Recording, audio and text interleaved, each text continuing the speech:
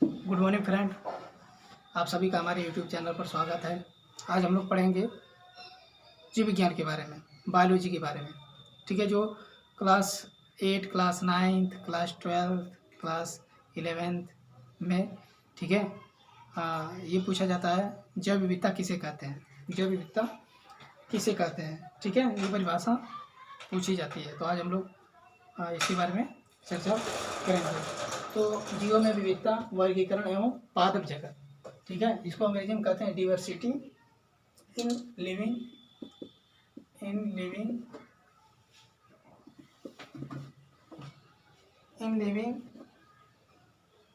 Organism. First है ये classification and plant kingdom, classification and plants kingdom. ठीक है, तो आज हम इस लेसन के बारे में चर्चा करेंगे। पहली हेडिंग रहेगी जैव विविधता। जैव विविधता, इसको अंग्रेजी में कहते हैं बायोडाइवर्सिटी।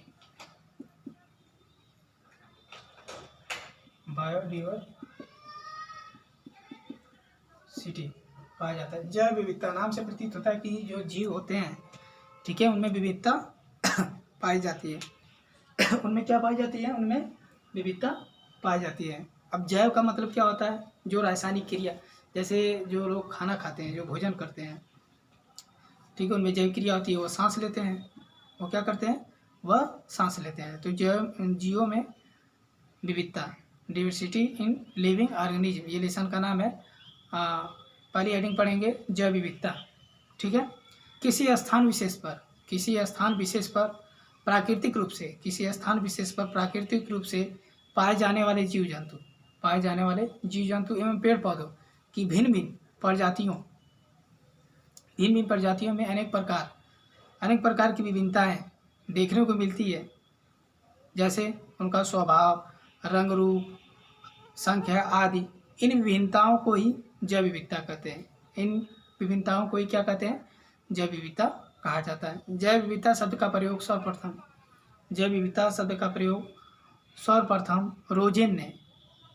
रोजेन ने 1985 में किया था। 1985 में। ठीक है, पूछा जाएगा जैव विविधता शब्द का प्रयोग सर्वप्रथम किसने किया था? तो रोजेन नामक वैज्ञानिक ने किया था, 1985 में किया था।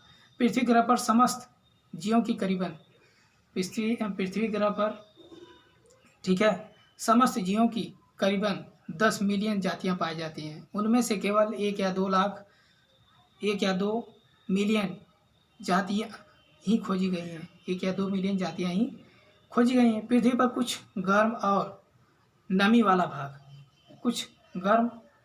मतलब हॉट एंड ह्यूमिड वाले जो पार्ट होते हैं, जो प्लेस होते हैं, स्थान होते हैं, जो कर्क रेखा और मकर रेखा के बीच स्थित होते हैं। जो कर्क रेखा या मकर रेखा के बीच क्या होते हैं? स्थिर रहते हैं, ठीक है, या स्थित है। वहाँ के पादपों और जंतुओं में अत्यधिक विविधता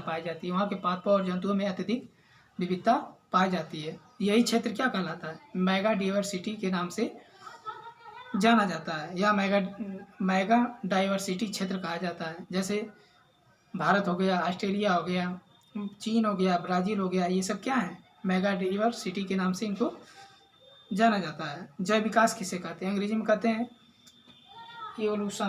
क्या कहा जाता है? इवोल्यूशन, जैव विकास।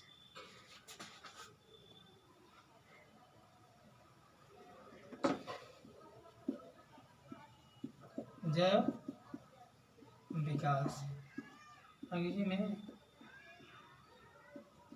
इवोल्यूशन।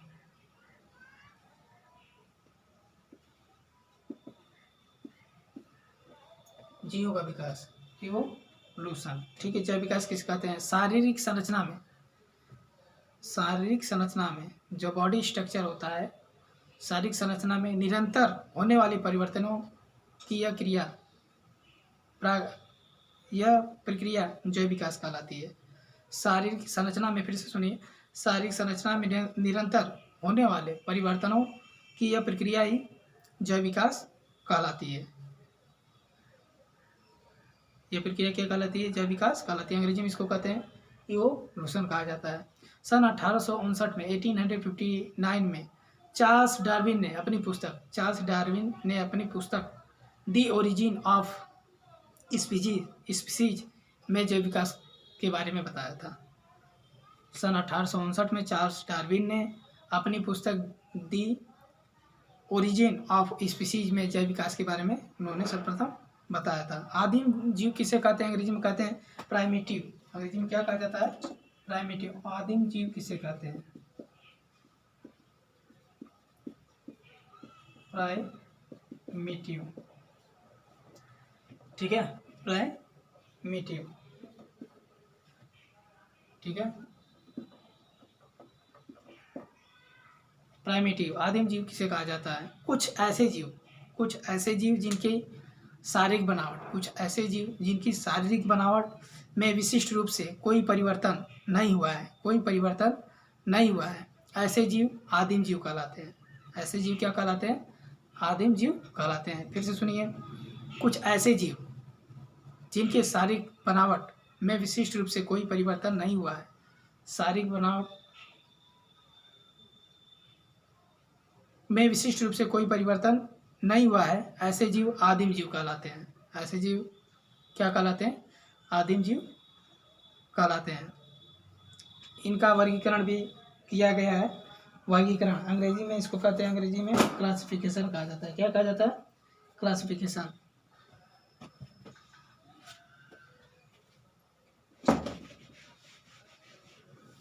क्लासिफिकेशन।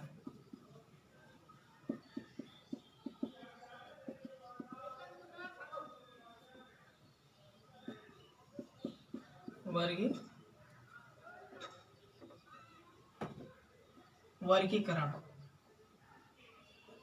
जीव का क्या किया गया है? वर्गीकरण किया गया। जीवधारियों को उनकी समानताओं एवं विभिन्नताओं के आधार पर, जीवधारियों की उनकी समानता एवं विभिन्नताओं के आधार पर विभिन्न वर्गों में विभाजित किया गया है, जिसे जीवों का वर्गीकरण के नाम से जाना जाता है। जीवधारियों को सुविधाजनक रूप से पहचाने तथा मानव जाति के लिए इनकी उपयोगिता जानने के लिए जीवधारियों का वर्गीकरण अत्यंत आवश्यक होता है। ठीक है, पहला है वर्गीकरण की सहायता से नए जीवों की खोज आसान होती है। वर्गीकरण की सहायता से नए जीवों की खोज क्या होती है? आसान होती है। नंबर 2, इसकी सहायता से किसी वर्ग के सभी जीवों के अध्ययन में क्या होती है? सुविधा होती है।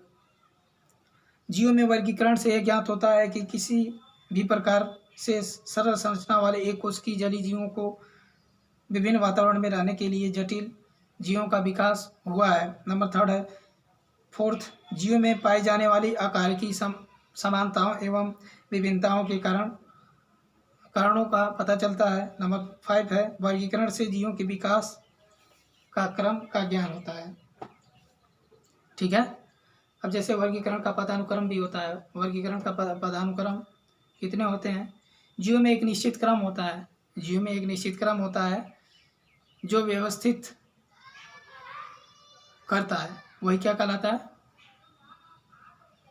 वर्गीकरण का पदानुक्रम कहलाता है। जैसे किंगडम, ठीक है, फाइलम, ठीक है, क्लास, ऑर्डर, जीनस, स्पीशीज। ठीक है, किंगडम मतलब क्या होता है? जगत। फाइलम मतलब संघ। क्लास मतलब वर्ग। ऑर्डर मतलब गण होता है। जीनस मतलब वंश होता है। और स्पीशीज मतलब जाति। ठीक है, जीनस और स्पीसीज मिलाकर वैज्ञानिक नाम बनाते हैं। जीनस और स्पीसीज मिला करके, ठीक है, वंश और जाति को मिलाते हैं तो वह क्या बनता है, वैज्ञानिक नाम बनता है। यह निम्नतम से उच्चतम, ये उच्चतम, लोवेस्ट से हाईएस्ट, निम्नतम से उच्चतम की इकाई को बताते हैं।